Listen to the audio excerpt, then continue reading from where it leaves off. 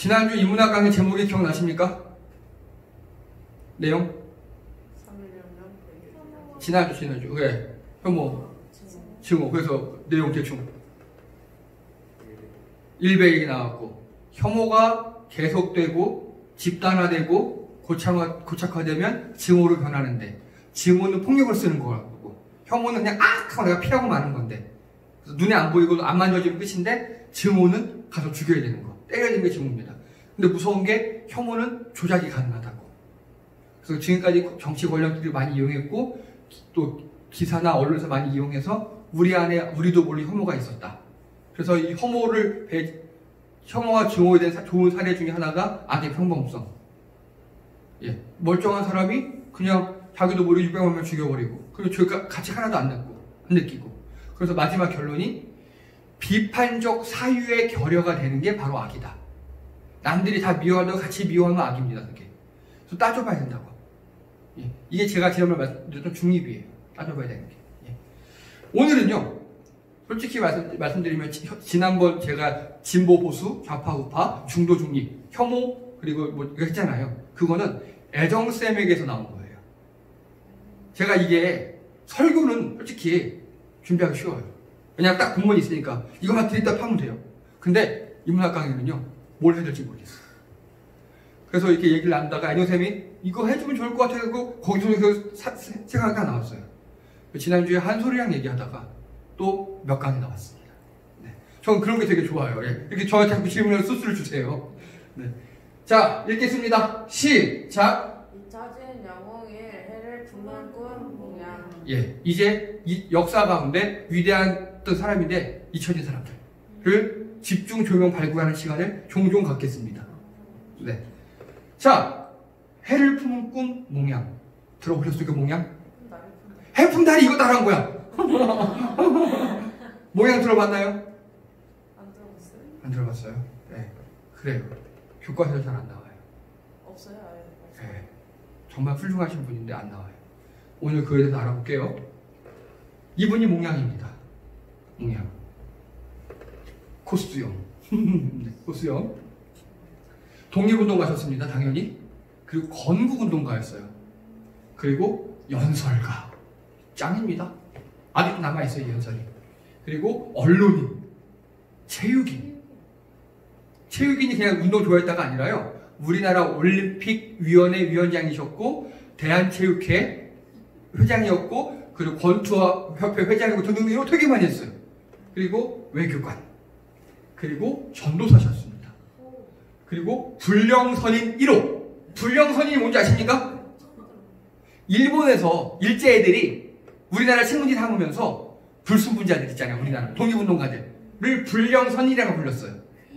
불량한 조선인. 그 1호가 이분이에요. 몽양. 불령선인 1호. 그리고 민족화학주의셨습니다. 이 몽양의 이름을 아십니까? 풀네임? 몽양은 뭐예요? 이분이 여운형 선생님입니다. 몽양 여운형 선생님. 예. 그래서 2008년도에 이분이 복권이 되시고 건국훈장 받으시고 막 다 됐어요. 근데 아직 교과서에 안 나와요. 알려진 지 얼마 안 돼서 그런 거. 아니에요. 오해를 많이 받았고 정치적으로 탄압을 받았어요. 친일파라도 오해받고 공산주의라도 오해받고. 이분은요, 되게 모주가기 인형이었어요. 그 이유를 오늘 설명합니다. 예. 하물며 나중에 김구 선생님과도 안 좋았어요. 예. 김일성과도 안 좋았고 김구와도 안 좋았고. 그 이유가 오늘 얘기입니다. 자, 이분 하면요, 이게 최고입니다, 진짜. 여운형 내각이라고 있어요. 여러분, 우리나라는 내각자치가 아니잖아요. 우린 대통령제잖아요. 내각이 뭔지 아시죠? 총리가 있고 밑에 장관들이 있는데 그 사람들이 다 나라를 다스리는 거. 그 일본이 그렇잖아요. 이 여운형 내각이 일본에 있었어요. 웃기죠? 네. 1919년 11월 27일. 1919년 11월이면 3.15년 지났어요. 3.15년 딱 지나고 나니까 일본 사람들이 우리나라, 조선 사람들 무섭다. 3.15년 보니까. 총칼로 하면 안 되겠다. 이걸 무당통치라 그래요? 무당통치 안 되겠다. 문화통치를 바꿔요. 슬슬슬 달래서 뺏어먹는 걸로. 그래서 도쿄 제국 호텔에서 여운형을 초청해서 연설을 하게 합니다. 그때 500명 모였어요. 요거에 대해서 설명하겠습니다, 이제. 이게 도쿄 제국 호텔 현재 되게 멋지죠? 이거 보고 우리나라 신라호텔, 롯데호텔이 따라한 거예요. 그런데 그 당시에는 요게 도쿄 호텔이었어요. 그 당시에는. 이건 지금 현재 증축한 거고. 자, 이광수라고 아시죠? 춘원 이광수 소설가. 이 사람은 또 독립운동가였다가 일본의 사바사바에 넘어가서 자치운동으로 넘어갑니다. 그냥 우리 농촌 개혁하자, 독립운동 말고. 일본이 그렇게 했거든요. 야, 니네들 독립도 좋은데 실력 좀 먼저 길고 해야 되지 않겠어? 실력을 길러. 막 회유합니다. 이런 식으로. 그래서 우리나라에서 좀 유명한 분들을 데려다가 일본 보여줘요. 야, 우리 이렇게 잘 살잖아. 니네들 이렇게 잘 산 다음은 그 다음에 독립시켜줄게. 막 이렇게 이러는 거예요. 꼬셔. 거기에 이광수가 넘어갔어요. 그래서 여운형도 이 당시 최고의 인기인이었거든요. 꼬신 거예요. 와서 우리 선진 일본을 보고 조선도 이렇게 되면 우리가 독립시켜줄게. 꼬시려고 데려온 거예요. 이게 지금도 하고 있어요. 신친일파 양성교육이라고 들어봐서 혹시? 이게 뭐냐면요. 일본에서 60년대 이후에요. 우리나라 사람들, 동남아 사람들에게 장학금을 엄청나게 주면서 자기네 대학으로 불러들여요. 공부시켜요. 그 사람들이 일본 유학 갔다 오면 우리나라에서는 웬만큼 높아질 수 있잖아요. 그 사람들이 지금 공무원 되고 국회의원 되고 뭐가 기자 되고 그래가지고 일본을 두둔하진 않지만 욕은 하지 않아요. 욕도 안 하고 두둔도 안 해요. 이해되시죠? 그걸 신친일파 양성교육이라고 합니다. 그걸 이 당시부터 한 거예요.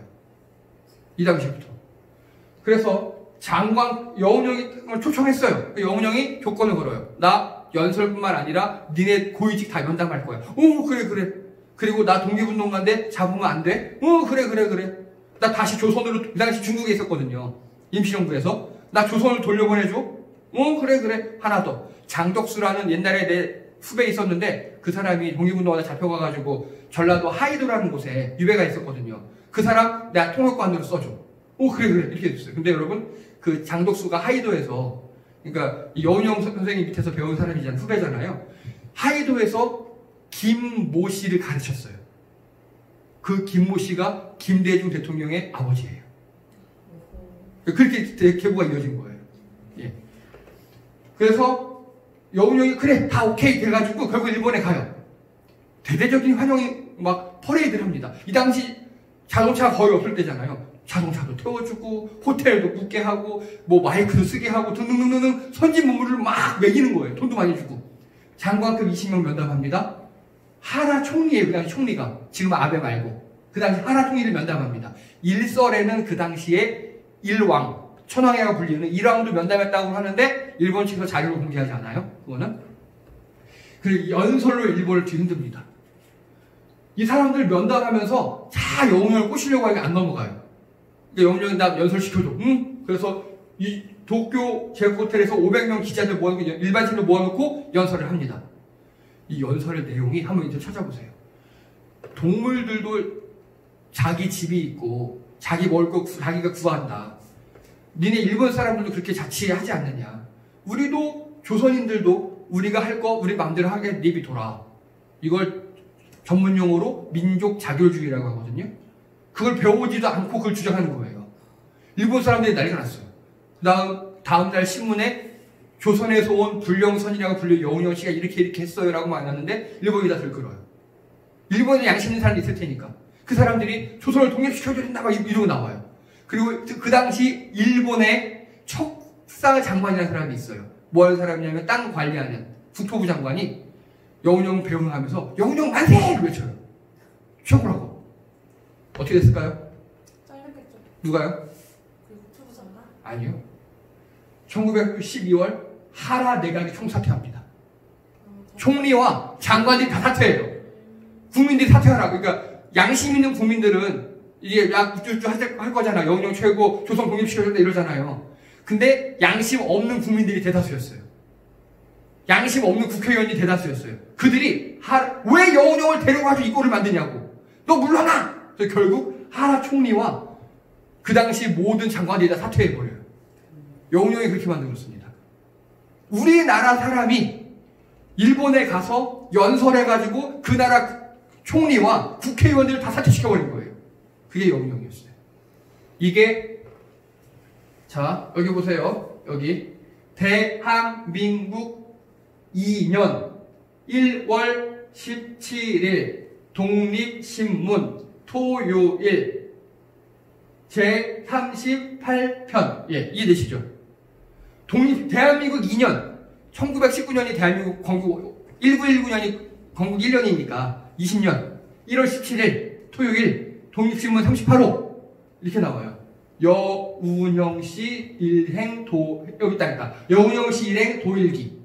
여운형씨가 일본에 가서 일본을 뒤집어 버렸다 라고 독립신문에 이렇게 대문짝만하게 난 거예요. 그런 분이었어요. 연설 하나로 일본 내각을 총사퇴시켜버린 사람. 그러니 일본 사람들이 얼마나 미워했겠습니까? 그쵸? 이런 분인데 우리 모르잖아요 지금. 일본의 총리를 사퇴시킨 사람인데. 자, 이 사람은요 신실한 기독교인이었습니다. 86년 양반가의 종손으로 태어났습니다. 예. 90년 15세에 배제학당에 입당합니다. 근데 여기서 아펜젤로 선교사를 만나요. 우리나라 첫 번째 선교사. 의사였고요. 예, 학교를 세웠어요. 배제학당. 그리고 21세 때 고향 양평에 가서 교회를 개척합니다. 현 상심리 교회를 개척합니다. 100년 넘은 교회죠, 이 교회는. 네. 그리고 7년에 서울의 승동교회 전도사를 심호하고요. 네.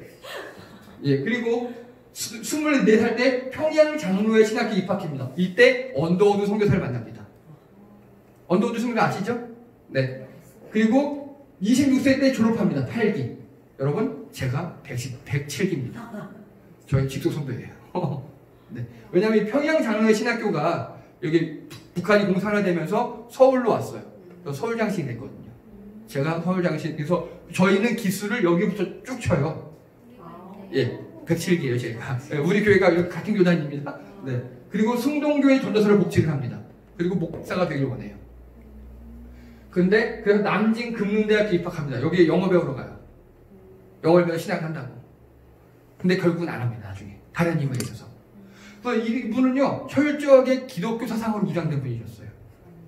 기독교 사상이 꼭 주일날 교회 가야 되고 이거 아니에요. 이거 말고 자유, 평등, 사랑, 박애 이런 거 있잖아요.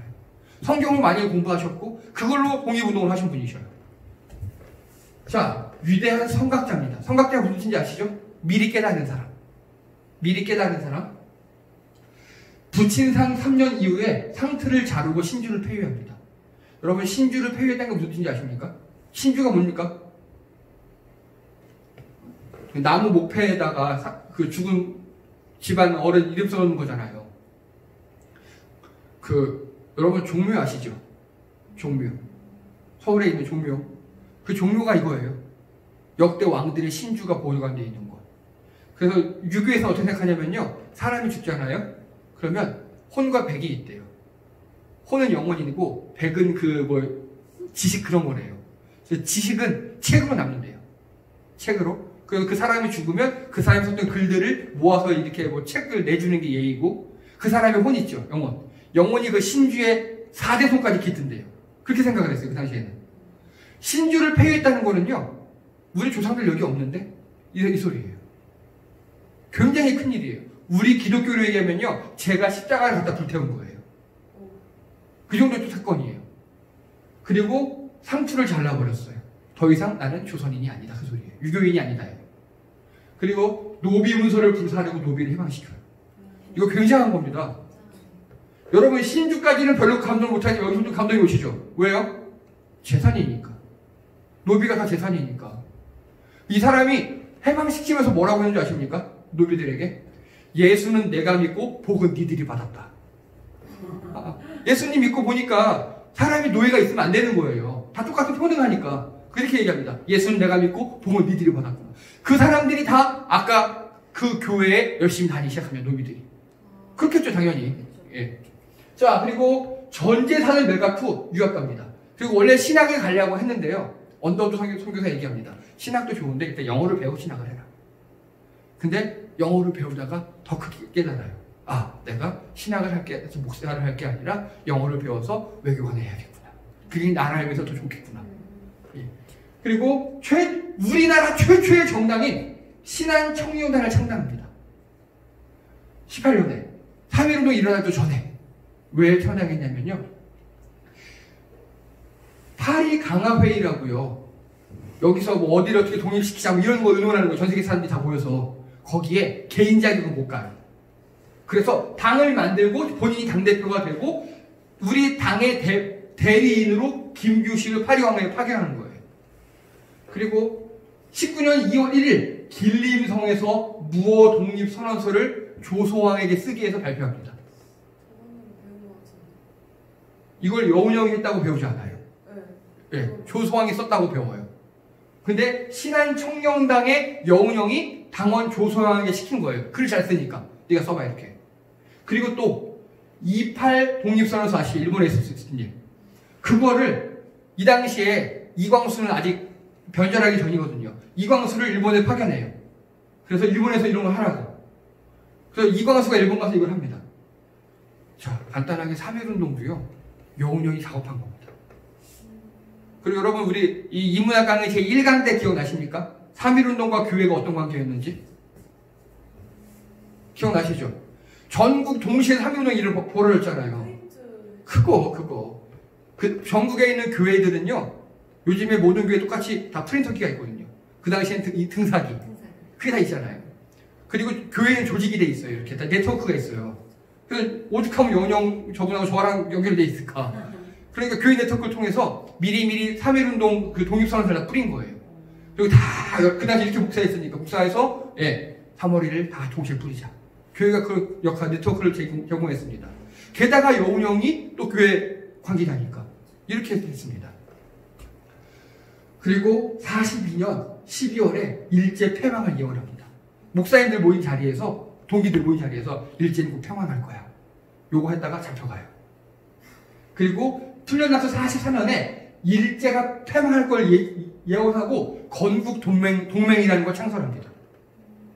그리고 이게 여운형 씨가 했던 일, 선생님이 했던 일이에요. 이런 식으로. 그러니까 세계 정세를 굉장히 잘 읽었어요. 뭐가 필요한지 알고 미리미리 준비했던 사람. 자, 그리고요, 탁월한 외교관이었습니다. 김구 선생님은요, 정부를 조직하고 폭력도 불사하자. 우리가 정부 전쟁하는 거니까. 그래서 그 윤봉길 보내고 안창호, 안중근 보내고 그러면서 여러분 김구 선생님 할 때 제가 부제를 했던 거 기억나십니까? 몽양 선생님은 해를 품은 꿈이잖아요. 김구 선생님 때 했던 저 부제 기억나요, 두 분? 미안합니다. 기억나죠? 예. 그렇게 열성적으로 젊은 사람들 다 보냈거든요. 총 쥐어주고, 폭탄 쥐어주고. 그때마다 미안합니다. 그게 김구 선생님이었어요. 근데, 혹시 제가 되게 싫어하는 사람인데, 그렇게 하면 안 돼! 외교로 해야 돼! 라고 해서 돈 다 떼까먹은 거 사람 기억나십니까? 맞아요. 그 사람이에요. 그 사람은 외교로 하자 그래놓고 돈을 띵까서 돈 쓰고 다니고 또 막 백인 여자랑 사귀고 동거하고 그러다가 경찰 잡혀가고 그랬던 사람이에요. 그런데 진짜 외교관이 있어요. 여운형이에요. 바로. 여운형 선생님은요. 중국에서 국민당 당수 순원과 협상합니다. 순원 들어보셨죠? 그 순원과 만나가지고 조선 독립에 지지합니다라는 말을 얻어내요. 여러분 이게 왜 대단하냐면요. 이것 때문에 상해 임시정부가 가능했어요. 여러분 우리나라에 만약에 저기 어떤 우리나라 동해 가상의 섬이 있다 쳐요. 그 섬이 어떤 사람들이 짓밟혀가지고 그 사람들이 우리나라를 망명을 해서 우리나라 안에 임시정부를 세운다면 여러분 허락하겠습니까? 안 하죠. 전쟁 벌어질 수도 있는데. 임시정부를 세운다는 소리는 우리나라 안에서 자치군인들 자기들이 군대 훈련을 키우겠다는 소리인데 되게 무서운 일이잖아요. 여러분 중국이 그걸 허락한 이유가 여기부터 시작합니다. 이해되십니까? 순원과 협상했어요. 그걸. 그래서 받아내요. 상해 임시정부, 충칭 임시정부 다 이것 때문에 가능했습니다. 그리고요. 19년 임시정부의 초대 외교부 찬양을 합니다. 초대 외교부 장은 누굴까요? 그 사람이에요. 제가 싫어하는 사람. 예. 이 사람이 찬양을 합니다. 그리고 이거 보세요. 이분이에요. 초대 임시정부 사진. 이분이 여운형 선생님이셔요. 그리고 여운형 내각을 삭제시켜요. 외교부 차관으로서 일본 아까 얘기했죠? 일본에 가서 연설해가지고 일본의 내각을 아예 없애버려요. 여러분 최초입니다. 지금 아베가 되게 궁지에 몰려 있잖아요. 우리나라가 잘하니까. 여러분 보셔요. 우리나라가 불매운동하고 또 잘 개발하고 뭐 이 코로나 잘 대처하고 이러면서 아베를 궁지에 몰아넣었잖아요. 근데 여운형은 혼자 가서 연설 한 방으로 그 총리를 사퇴시킨 겁니다. 얼마나 대단한 사람입니까? 그리고요, 21년에 소련에 가서 레닌과 협상합니다. 그 레닌한테, 그 레닌은요, 무장혁명을 주창했던 사람이에요. 이 사람이 레닌한테서 뭘 했을까요? 조선 독립을 지지? 좋아요. 그리고 뭐 했을까요? 그거 말고. 그래? 그러면 니네 총 팔아, 우리한테. 그래서 여운형 씨가 가서 레닌과 협상한 다음에 소련제 무기들을 수입할 수 있었어요. 그걸로 무장투쟁이 가능했던 겁니다. 그걸로. 임시정부, 의열단, 그게 다 여기서도 가능했던 겁니다. 그리고요, 26년에 약산 김원봉 선생님 들어보셨죠? 우리 곧 할 거예요, 이분도. 이분을 중국 군사학교에 입학시킵니다. 여러분, 우리나라 말을 바꿔볼게요. 동남아 어느 나라 사람이 왔다고 우리나라 육군사관학교 입학시키겠습니까? 그거 성공한 거예요, 그거를. 그럼 나중에 김원봉 선생님이 여기서 다 배우고 나와서 의열단을 만듭니다. 그리고 1945년 10월에 하지 중장, 이 당시 우리나라 점령군, 미국 점령군과 면담을 합니다. 근데 이 당시 친일파들이 여운형을 막 쟤 못된 사람이라고, 쟤 나쁜 사람이라고 이렇게 얘기해요. 그러니까 하지가 여운형 만나서 야, 너 일본에게 돈 먹었다며 막 이렇게 얘기하는 겁니다. 그거를 다 설득해서 당신이 최고의 조선인입니다. 당신이 대통령이 되시오. 라고까지 소리를 들어요. 하지한테. 이게 여운형 선생님의 외교관으로서의 역량이었습니다. 굉장하죠?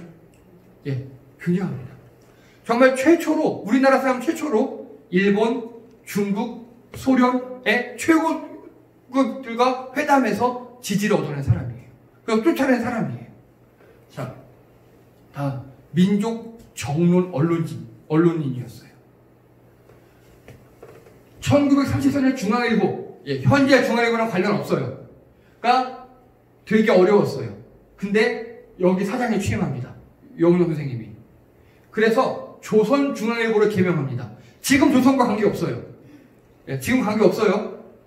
그리고 34년에 충무공 이순신 묘소를 정면 사업을 합니다. 그 돈 벌어가지고. 여러분, 34년이면 언제입니까?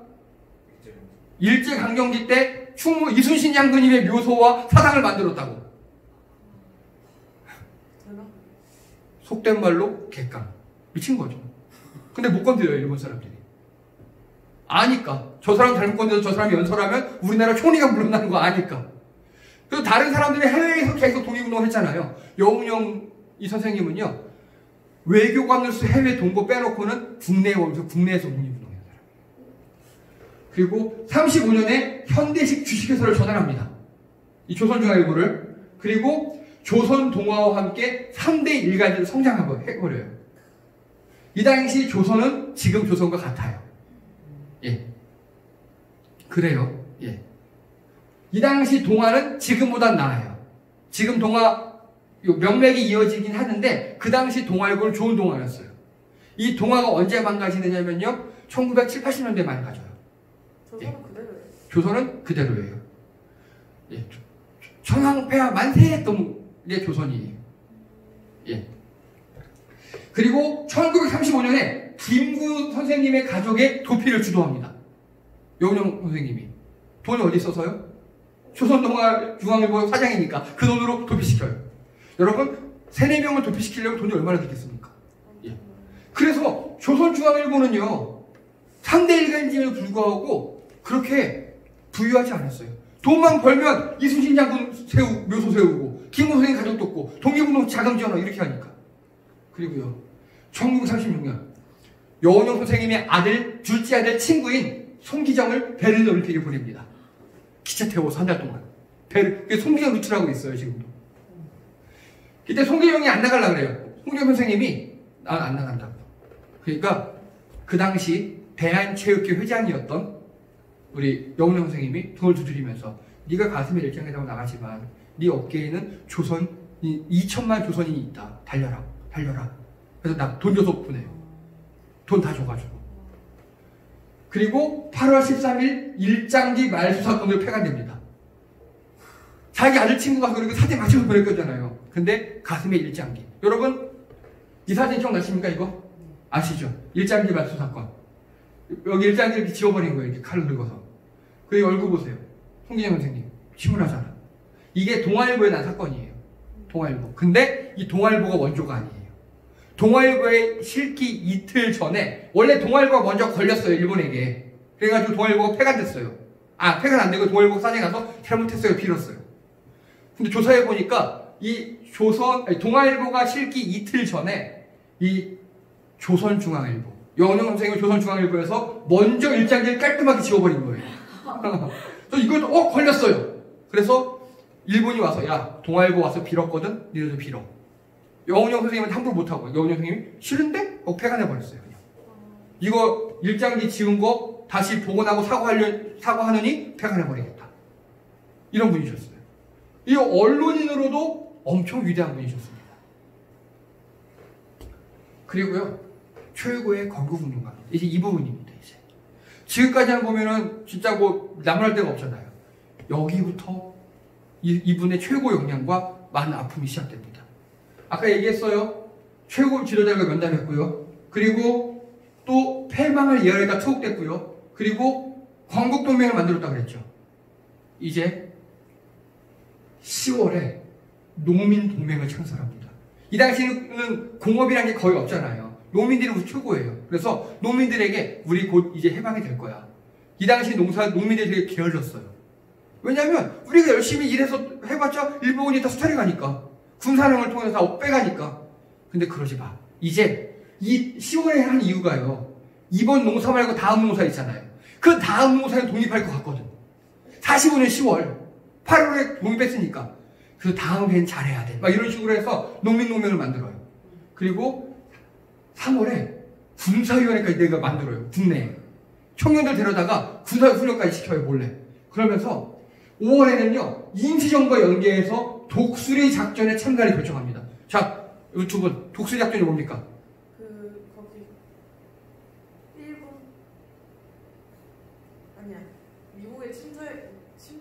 어쨌든 맞아요. 서울도 침투해갖고. 맞아.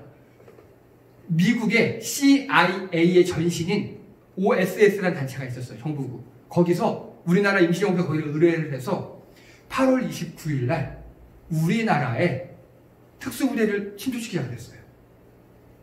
우리나라에 특수부대를 침투시키고 그리고 그 광복군이 저기 북한 쪽에서 중국에서 내려오고 미군은 이쪽에서 올라가고 그거를 독수리작전이라고 합니다. 한반도 수복작전. 그거를 OSS와 우리나라와 광복군과 협동했거든요. 그래서 우리나라의 장준하 선생님 기억나시죠? 네. 장준하 선생님 거기 OSS 거기 최고 요원이었어요.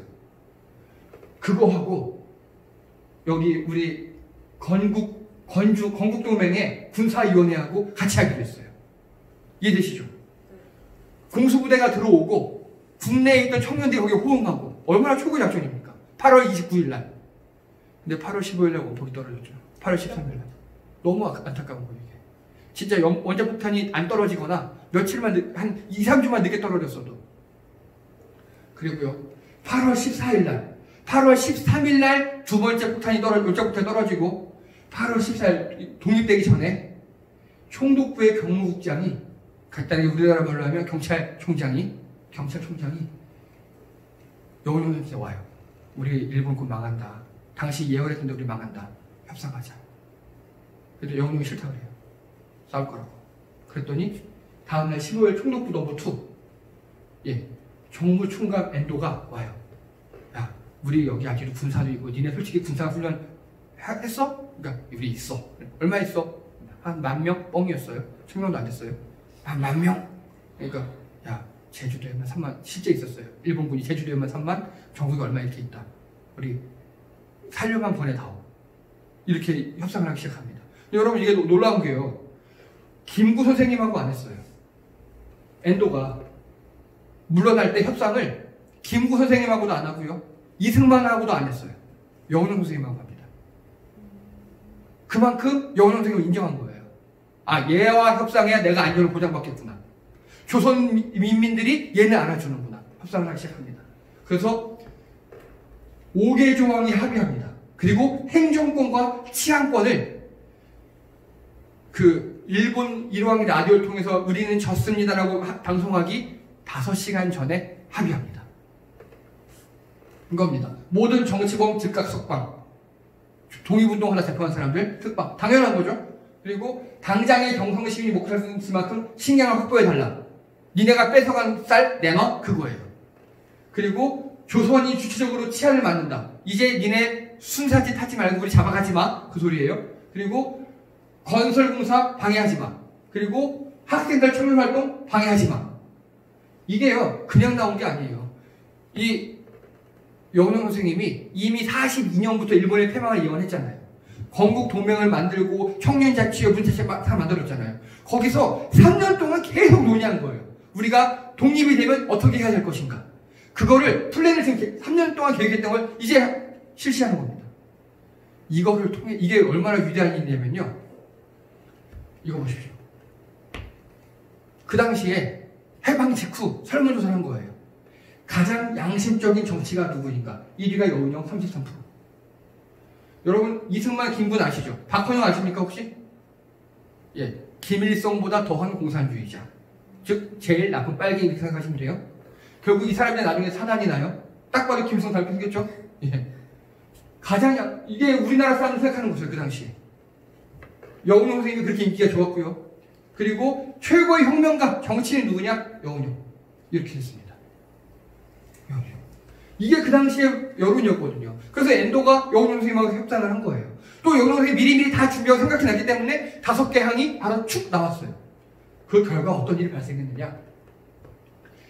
그날 바로 건국동맹을 건국준비위원회로 확대합니다. 건국동맹은 지하 비밀조직이잖아요. 건국준비위원회는 공식적인 전국조직이에요. 그날 바로 순식간에 변했어요. 그리고 건준의 지방자치조직인 인민위원회를 창설하는 겁니다. 이게 왜 위대한 거냐면요. 여러분 생각해보세요. 서울 같은 데 말고 강원도 어디에 어디에 순사들이 있었을 거잖아요. 그들이 빠져나가잖아요. 거기 치안을 누가 담당합니까? 없어요. 강원도 그 시골에 인민위원회가 담당하는 겁니다. 그 인민위원회가 뭔지 아십니까? 그냥 요즘 말로 하면 반상회예요. 그 사람들이 모여서 하는 거. 자, 여러분 인민 그러니까 어감이 안 좋죠. 이게 우리가 잃어버린 단어예요. 왜냐? 여러분 제가 지난번에 말씀드렸습니다. 새하늘 새 땅 좋아요 나빠요? 좋아요. 우리 기독교가 제일 바라는 이상향이에요. 근데 요즘 우리 그거 말 못한다 그랬죠. 네. 왜요? 신천지가 돼버려서 새누리가 돼버려서 그겁니다. 이 인민이 바로 그거예요. 북한에서 먼저 써버렸기 때문에 우리가 쓸 수 없는 말. 근데 이제는 남북 아직 안 나눠졌잖아요. 이 인민위원회로 하면 요즘 말로 하면 이게 뭐냐면요. 그냥 우리 주민위원회예요. 주민위원회 반상회 같은 거. 거기서 대충 자기들끼리 마을 이장 뽑고 그 마을 자경대 뽑아서 이렇게 마을을 치안을 유지한 겁니다. 되게 위대한 일입니다. 지방 풀뿌리 민주주의가 이런 식으로 이루어진 나라가 유례가 없어요. 우리나라밖에. 그리고요, 이거 보십시오. 남한의 145개, 북한의 65개의 건국준비위원회 전국인민지부, 전국지부, 인민위원회가 세워집니다. 단 며칠 만에. 3년 동안 준비했으니까 땡 떨어지면 그냥 확 바뀐 거예요, 그냥. 엄청난 조직이죠. 이게 여운형 선생님의 위대한 점이에요. 그래서 인민위원회가 세워졌으니까 이제 국회의원 뽑고 대통령 뽑으면 되잖아요. 될 것 같잖아요. 이제 여기부터 아픔이 시작돼요. 일본한테도 딱 2번밖에 안 잡혀갔던 분이셔요. 여운형 선생님이. 근데 45년 8월부터 47년도까지 국내에 있는 우리나라 국민에게 무려 12번의 테러를 당합니다. 그리고 이때도 자신이 또 테러를 당해서 병원에 입원했어요. 근데 아까 박헌영이라는 그 나쁜 새끼가 전국인민위원회를요, 조선인민민주주의공화국으로 만들어버립니다. 이해되시죠? 공산당으로 만들어버렸다고요. 어떻게 그게 돼요? 그 당시 박헌영도 그 여운형 바로 밑에 요즘 말로 하면은 뭐 당 총재 말고 넘버 3쯤 되는 사람이었거든요. 그래서 영웅력이 사라지니까 야 우리 영웅 선생님이 말씀하셨어. 이제 우리 공산주의 하는 거야. 우리 인민위원회 만들었잖아. 다 동급이야. 이렇게 해버린 거예요. 김구 선생님이 가만히 있겠습니까? 택도 없죠. 예. 이 권준을 김구 선생님이 부정합니다. 이때부터. 이 위대한 조직을. 박헌영 때문에. 이때부터 갈등이 시작됩니다. 이때부터. 그리고요. 이제 영웅 선생님은요. 노선이 바뀌어요. 민족 화합주의자로 바뀌어요. 조선인민당 창당을 합니다. 조선인민당. 이거는 권준과도 관련 없고 또 이승만 쪽과도 관련 없어요. 그 창당을 하면서 이렇게 연설합니다.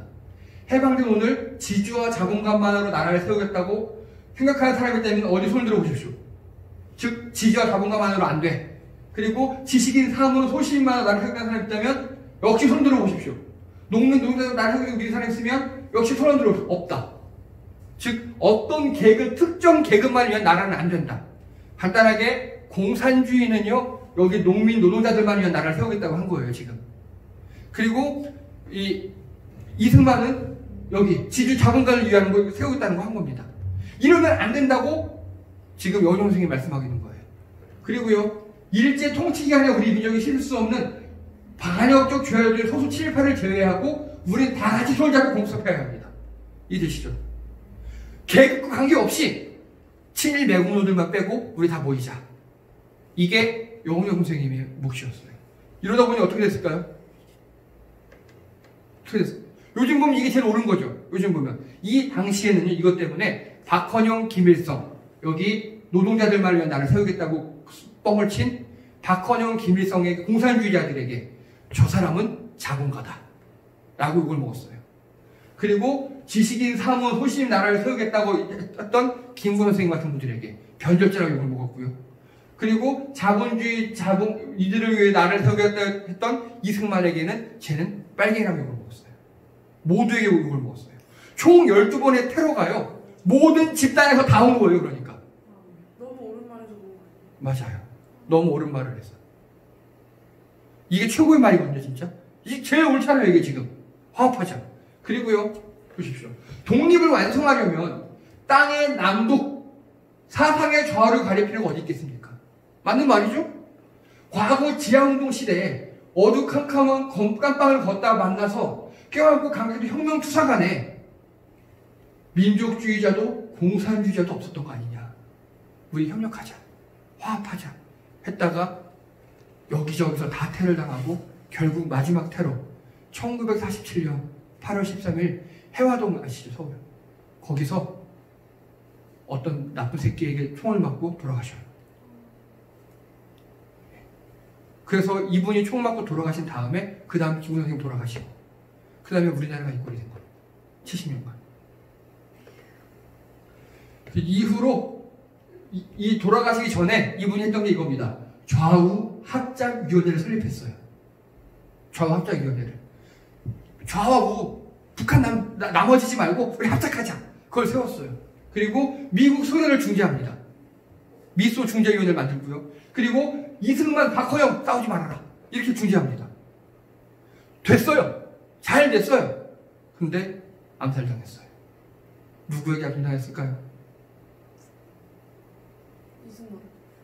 예. 마지막에 암살당하셨는데 그건 제가 이게 아직 100% 밝혀진 게 아니었어요. 이 당시에 백의사라는 단체가 있었어요. 하얀 옷을 입고 의로운 사살을 하는 단체, 이런 폭력 테러 단체예요. 거기서 영웅 선생님을 암살했습니다. 근데 그 후 누가 이득을 받는지 보면 대충 나와요. 답은. 아마 곧 밝혀질 것 같긴 해요. 뭐 10년, 20년 안에. 47년도에 한지근에게 암살당했다고 써요. 그 한지근이 백의사 조직원이에요. 네. 그래서 이분의 꿈은 이렇게 사라졌어요. 합작은. 그게 지금 70년이 지나서 어쨌든 그 후로 우리나라도 동서로 막 갈리고 막 그랬잖아요. 지역 감정 생기고. 근데 지역 감정이 이번에 진짜 많이 없어졌어요. 진짜 많이 없어졌어요. 이번에. 이번 선거가 최고였어요. 그 없어진 게. 그래서 지금 우리나라 동서간에도 갈등이 없어질 것 같고 지금 벌써 이번 총선 끝나자마자 남북 철도 연결 사업 공사 들어갔어요. 우와, 예. 이거 엄청 먹었다. 그건 무조건 해야 되는 거예요. 그건. 예, 강릉 쪽으로. 그래서 지금 강원도의 야당들이 찬성합니다 하고 나섰어요. 강원도의 야당, 제가 싫어하는 그 당에서 이권은 좋아요 하고 왔어요. 좋은 일이니까 그거는 진짜 좋은 일이니까. 그래서 이 영훈 선생님의 꿈이 이제 조금씩 이루어져 가고 있습니다. 민족 화합주의자. 영훈 선생님은 철저하게 중립이셨어요. 어느 한쪽에 치우친 사상의 문제가 아니라 어떤 게 정의로운 거고 어떤 게 우리 민족에게 제일 이득이 되는가를 따져서 활동하셨던 그런 위대한 분이셨습니다. 예. 영훈 선생님의 이야기가 이렇게 여기저기서 온 걸 받다 보니까요. 한 10년 전에 기득권 세력들이 영훈 친일파야! 공산당이야! 라고 얘기했어요. 이승만 얘기했던 건 똑같이. 그래서 우리나라 순장을 받고 그랬음에도 불구하고 기념관조차 하나 제대로 만들어지지 않았어요. 양평에 있어요 지금. 그리고 교과서에 아주 실리지도 않아요. 그런 분이 우리 나라에 계셨습니다. 그래도 지금 조금씩 예, 이상입니다.